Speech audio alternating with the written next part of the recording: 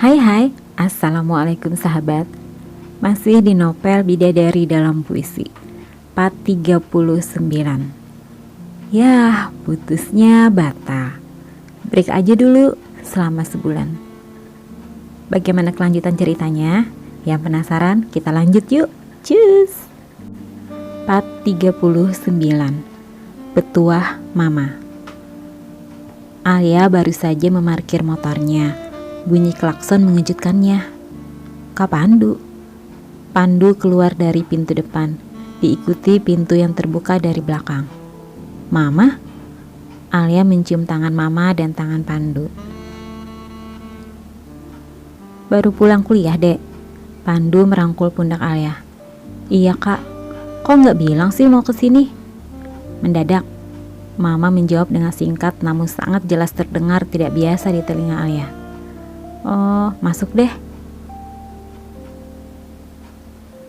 Alia memegang tangan Mama ingin mengajak masuk, tapi Mama menolak. Kita jalan saja ah. Alia memandang Pandu dengan tatapan bingung. Mama ngajakin kita jalan dek, seakan menjawab pertanyaan di dalam hati Alia. Oh iya, Alia pamit ke teman-teman dulu ya. Alia masuk sebentar ke dalam kosnya. Dengan setengah berlari, ia sudah kembali bersama Mama dan Pandu. Mereka bertiga memasuki mobil Pandu. Alia masih bingung. Ada apa ini? Tiba-tiba ngajak jalan. Nggak ada kabar duluan. Mobil berhenti di sebuah restoran masakan Jepang. Pandu keluar membukakan pintu untuk Mama dan Alia. Mereka berjalan menuju pintu dan terlihat dari bagian sebelah kanan terdapat meja besar dan di sana sudah ada 3 orang. Alia bergetar begitu Mama menggandengnya menuju meja makan besar itu. Selamat datang sayang. Tante Risma menyambutnya dengan mencium pipi kanan dan kiri Alia. Alia masih dengan ketegangannya mendekati seorang pria yang lebih tua darinya. Tapi wajah berwibawa itu tetap saja masih menyisakan ketampanannya di waktu muda. Alia mencium tangan lelaki itu. Assalamualaikum. Waalaikumsalam. Alia bagaimana? Sehat? Alia mengangguk. Alhamdulillah sehat om. Alia kemudian menatap satu orang lain, mendekati pria muda itu dan menjabat tangannya. Kak Kevin? Alia. Keduanya kembali diam. Nak Pandu, Mbak Siska, ayo duduk. Di depan mereka sudah tersaji makanan khas Jepang. Ada sukiyaki, yakisoba, dan sop miso. Ayo silahkan dimakan dulu. Mama dan Kak Pandu mengambil mangkok yang sudah ada di depan mereka. Sedangkan Alia terasa sangat kaku untuk menggerakkan tangannya. Tante Risma melihat Alia masih saja diam. Dia langsung mengambilkan mangkok dan mulai mengambilkan yakisoba. Kata Kevin, Alia suka makan ini. Mirip mie goreng ya Al? Alia cuma tersenyum. Teringat satu waktu pernah sekali Kevin membawanya ke restoran ini. Alia yang bingung tidak tahu harus memesan apa karena tidak pernah ke restoran menu Jepang. Cuman berbisik dan minta pesankan mie goreng saja. Saat itu Kevin tertawa. Kalau cuma mau makan mie goreng, kita balik ke kos Alia saja. Bukankah Alia cerita kalau lemari dapurnya harus punya stok mie goreng? Agar kalau malam hari perutnya lapar, ada pengganjal perut. Saat itu Kevin memesankan yakisoba untuknya. Alia melirik Kevin. Menu yang aku makan pun kamu ceritakan kak, batinnya. Mereka berenam mulai menikmati hidangan yang tersedia tanpa kata-kata. Dan itu semakin terasa menyeramkan bagi Alia. Selama 15 menit tanpa ada obrolan. Sesekali hanya ada suara Tante Risma dan Om Hadi untuk mempersilahkan mereka untuk menambah lagi. Tentu saja balasannya adalah penolakan halus dari Mama dan Pandu. Alia tidak dihabisin makannya sayang. Alia sudah makan di kampus tadi tante. Jawab Alia berbohong. Mana bisa makan di suasana setegang ini. Maaf ya Dek Siska, Pandu, Alia, kami mengundang mendadak begini. Ini kami lakukan agar masalah anak-anak kita ini bisa kita luruskan. Walaupun soal menyelesaikannya akan kembali pada mereka. Tante Risma mulai membuka obrolan. Benar kan dugaan gue? Pasti akan membahas hubungan kami. Mengadu apa lagi sih Kak Kevin? Tidak apa Mbak Risma, daripada kita saling tidak enak di belakang, memang lebih baik semua kita pertemukan begini supaya jelas. Mama ikut menyambung. Tante Risma memandang Alia yang sekarang sudah duduk di sampingnya. Alia, boleh cerita sama kami? Kenapa Alia meminta agar hubungan baik yang sudah sangat baik ini berakhir? Alia menunduk. Nada suara Tante Risma sangat lembut, tapi seperti sedang mencakar seluruh tubuhnya. Alia mencoba untuk kuat, menatap Kevin sebentar yang juga sedang menatapnya. Begini Alia, Kevin tidak bercerita apa-apa pada kami. Tadi malam Tante telepon dia. Tante tanya, kenapa dia tidak menemui kamu? Dia jawab mulai sekarang sampai 1 bulan ke depan, kalian memutuskan hubungan komunikasi dalam bentuk apapun dulu. Tante tanya lagi ada apa? Dia tidak menjawab. Katanya Alia yang menginginkannya. Tante Risma menjelaskan sesaat setelah melihat tatapan dingin Alia seperti ingin menghujani anaknya dengan kekesalan.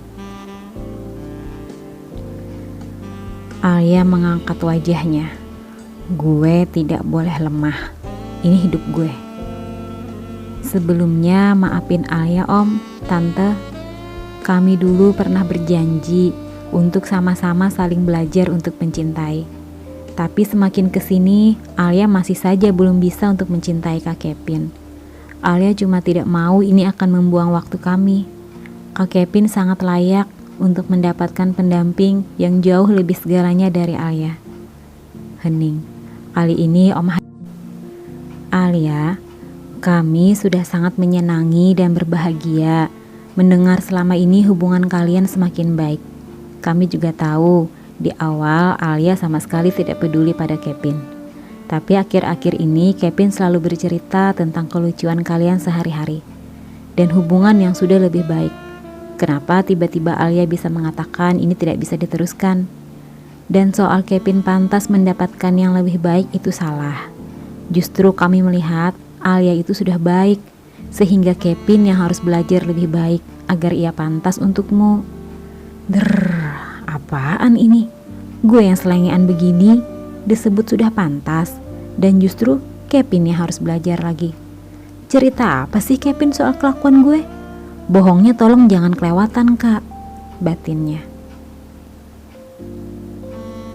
Maaf Om, Alia sangat berterima kasih sama Kak Kevin. Selama ini tulus jagain Alia, antar jemput, menemani jalan-jalan, makan, bahkan untuk perawatan dan penampilan Alia, Kak Kevin begitu memperhatikan. Alia juga sudah nyaman dengan semua kebaikan Kak Kevin, tapi Alia benar-benar belum bisa mencintainya. Kalau ini gue gak bohong, ini beneran Om. Nah, kalau kamu sudah nyaman ya lanjutkan saja. Kenapa harus diputuskan? Semua akan berjalan dengan baik Alia. Nyaman itu adalah awal dari perasaan baik lainnya. Hal baik dan membahagiakan lainnya akan Tante Risma melanjutkan. Alia tertunduk. Mana mungkin, gue bilang kalau sebenarnya gue sudah memiliki kekasih. Alia memandang Mama dan Kak Kevin yang dari tadi cuma jadi pendengar setia. Alia, Kevin tidak memaksamu untuk mencintainya sekarang kan? Kevin bilang pada kami dia akan tetap bersabar dan ia akan terus berusaha membuatmu bahagia. Kamu masih bisa memberikan ia waktu untuk itu kan? Alia semakin dalam dengan diamnya. Kenapa semua membenarkan Kevin? Gue merasa terpojok. Ada yang bisa bantuin gue?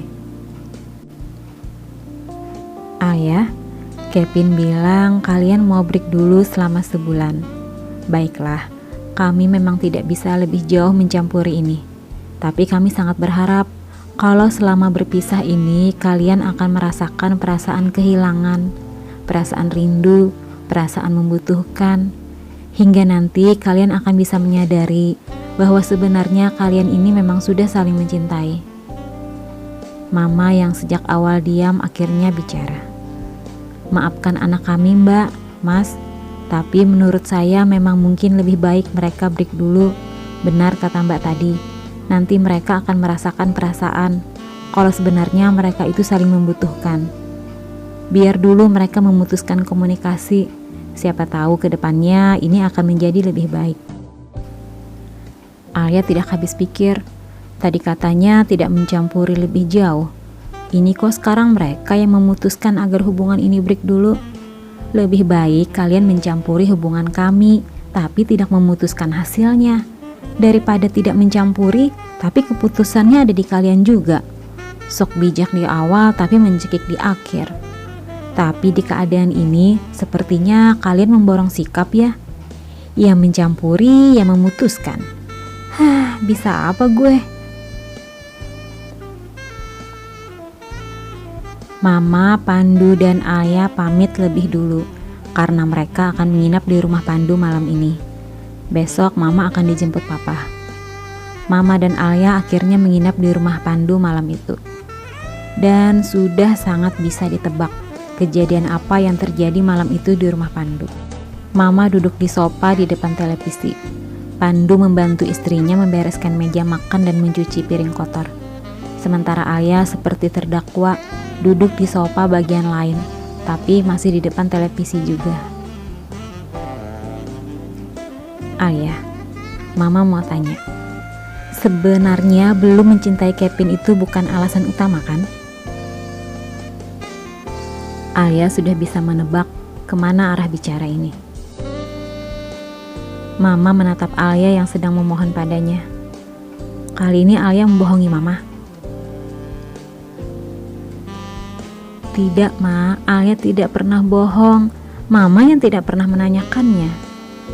Mama tidak menanyakannya karena kelihatannya kamu sudah sangat baik dan hubunganmu dengan Kevin terlihat lebih serius, Ayah. Ayah tertunduk lemas. Iya, Ma, Ayah memang seakan sudah menerima Kevin, tapi bukan perasaannya. Kenapa juga gue bodoh begini? Apa benar kata Arga gue manfaatin Kevin? Ayah, kenapa kamu masih saja berhubungan dengan Apkar? Ayah cinta, Mah. Hening. Pandu dan istrinya datang, duduk di sofa bagian lain dari mereka, tapi tidak berani ikut komentar. Apa yang kamu harapkan dari Apkar? Kak Apkar akan melamar Ayah setelah kami lulus kuliah, Mah. Bagaimana keluarganya? Ayah akan tanya nanti. Mama memandang tajam Ayah. Kamu tidak tahu sama sekali, Ayah. Mama semakin marah mendengar jawaban Ayah. Kenapa Mama selalu memojokkan Kak Apkar? Dia sangat baik, Ma. Selalu membuat Ayah bahagia.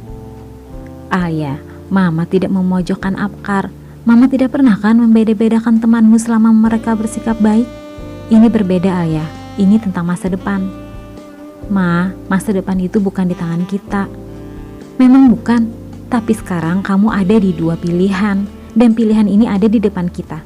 Dan perbedaannya terlalu jauh, Ayah. Kehidupan Kak Apkar sudah jauh lebih baik, Mas, sekarang. Jauh lebih baik. Tapi masih jauh terlalu baik kehidupan Kevin sekarang. Tapi Kak Apkar berusaha sendiri, Ma, bukan dengan bantuan orang tua. Ayah. Kenapa kamu mau bersama dengan seseorang yang sedang berusaha dari nol? Sedangkan kamu masih mempunyai pilihan bersama orang yang sudah mampu. Alia memainkan jemarinya. Kami akan bangga dan puas nantinya, Mah. Mama menggeleng. Kamu tidak paham dengan itu, Nak. Berjuang itu berat. Ini hidup Alia, yang semua kebutuhan akan kita beli dengan materi berbentuk uang. Ma, Kak Apkar mempunyai pekerjaan. Jika Mama tidak mau Alia juga bekerja, Kak Apkar bisa memenuhi kebutuhan Alia. Alia, kamu terbiasa hidup nyaman. Kak Apkar itu bertanggung jawab, Ma. Alia paham. Alia, kamu bisa mengerti tidak? Ma, Ini hidup Alia. Alia menahan tangisnya. Karena ini hidup Alia dan kami orang tuamu, nak. Kami sangat peduli padamu. Kami juga sudah akrab dengan Kevin dan keluarganya. Kami merasa aman, Alia, kalau kamu bisa menikah dengannya. Alia tidak bisa lagi menjawab mama. Sebenarnya begitu banyak yang ada di pikirannya, tapi tidak bisa keluar dari mulutnya. Begitu banyak pertimbangan kami, Alia. Kami sama sekali tidak ingin membuatmu sedih. Kami hanya membukakan pikiran agar kamu bisa melihat mana yang terbaik untukmu. Alia hanya mengangguk. Kamu bisa kembali dengan Kevin, sayang. Alia memandang mama. Bukannya tadi mama yang sudah memutuskan kami break dulu selama sebulan ini? Mama kaget. Alia semakin berani sekarang. Dan jawabannya ini seakan menyalahkan mama. Ya, baiklah. Sudah jam 9:30. Besok pagi Pandu akan mengantarmu ke kampus. Dan besok papa akan menjemput mama. Kita istirahat sekarang. Mama mencium kening Alia dan beranjak menuju kamar tamu untuk beristirahat. Alia belum beranjak dan masih saja berbaring dengan sofa di ruang tengah. Padahal sudah jam 10 malam. Pandu duduk di sampingnya. Dek, coba deh lo pikirin lagi omongan mama. Percuma kak. Alia malah makin sakit setiap dengar kata-kata mama. Alia sedih karena selalu merendahkan Kak Apkar. Bukan merendahkan, Dek, tapi semua itu benar. Lo aja yang membabi buta mencintai Apkar. Alia nggak membabi buta. Kak Apkar memang baik banget, Kak. Dan memang Alia tidak bisa menceritakan bagian mana yang membuat Alia begitu mencintainya. Karena semua cuma memandang dari sisi materi, sedang Alia melihat dari hati. Dek, terkadang kita harus mendengarkan sesuatu dari mata orang lain, karena bisa saja kan saat ini mata kita sedang tertutup kabut kayak lo sekarang. Ya udah, masuk kamar deh, temani mama. Gue mau. Pandu berdiri dan menepuk pundak adiknya yang malah lebih menikmati berbaring sambil menselonjorkan kaki pada tepi sofa. Ngapain juga para orang tua ini harus mempertemukan gue dengan Kak Kevin begini? Sepertinya gue sebagai orang yang akan disidang. Kak Kevin tidak menceritakan alasan gue memutuskannya karena Kak Apkar. Baguslah, cukup pintar juga dia tahu bagaimana cara menghormati wanita. Alia mengambil ponsel dari tasnya. Sejak dijemput setengah paksa oleh Pandu dan Mama siang tadi, Alia belum menyentuh ponselnya karena takut salah lagi di mata Mama. Wah, banyak sekali chatan masuk. Kak Apkar, sayang, kok tidak bisa dihubungi? Sayang, ada di mana? Sylvia ku telepon juga tidak tahu sayang di mana. Sayang baik-baik saja. Sayang, kalau sudah aktif jam berapapun bisa hubungi aku. Aku khawatir. Grup WhatsApp. Lo di mana? Kenapa tidak aktif? Tadi gue ke kos. Kata anak-anak lo dijemput ke Pandu. Lo baik-baik aja kan? WhatsApp Arga. Lo di mana? Kalau sudah aktif, telepon gue. Membalas chat grup WhatsApp. Gue nginap di rumah Kak Pandu, baru aktif nih, maaf ya. Menekan tombol panggilan. Assalamualaikum bidadari. Waalaikumsalam Kak. Sayang di mana? Alia menginap di tempat Kak Pandu sama Mama. Maaf, tadi habis dari kuliah lupa nyalain lagi. Oh ya udah, nggak apa-apa. Besok jadi datang kan Kak? Iya, pesawat sore. Aku mau masuk dulu, nanti siang duluan izin pulang, langsung ke bandara. Iya Kak, Alia jemput ya? Enggak usah, takut kemalaman. Kan pesawat sore, Alia pulang kuliahnya jam 4 sore. Nanti Alia langsung jemput. Boleh deh. Kak?